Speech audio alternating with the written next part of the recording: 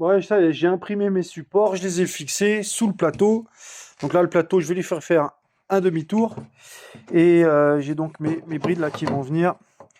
Ma référence de calage, c'est contre ici.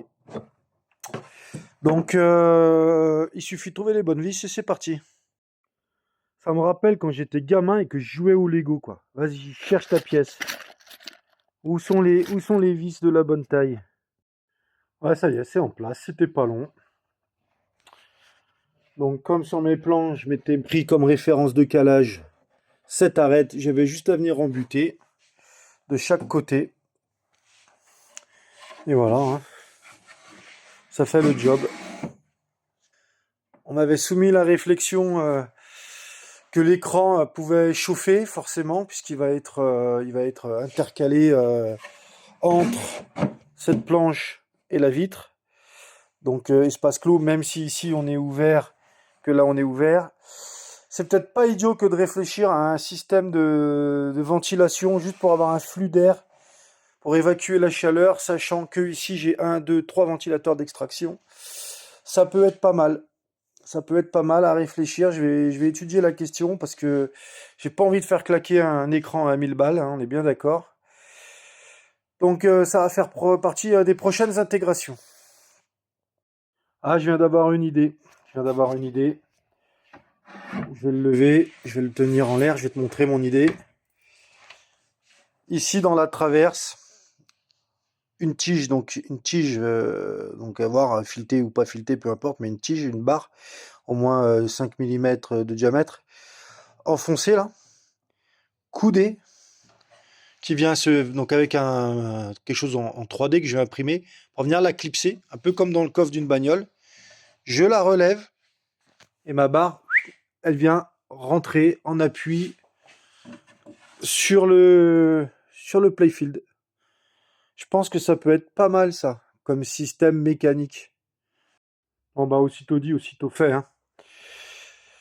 Donc comme je t'ai dit là, j'ai percé, j'ai coudé, j'ai fait 3 points.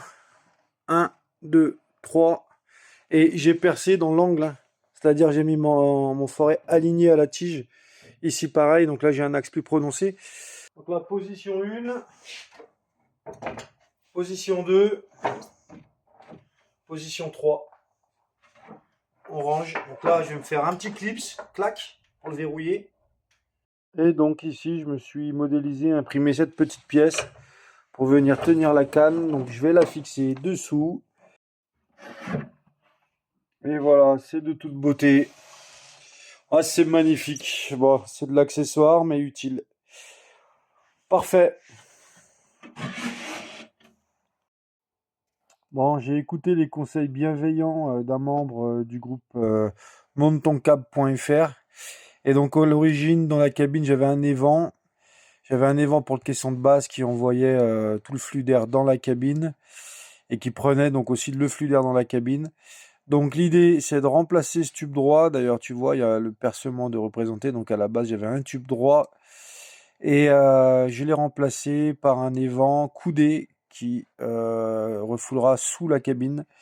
Et donc le calcul a été fait pour la longueur et le diamètre de l'évent par rapport au calage de la fréquence de 40 Hz et par rapport donc à l'enceinte et aux 20 litres de caisson de l'enceinte.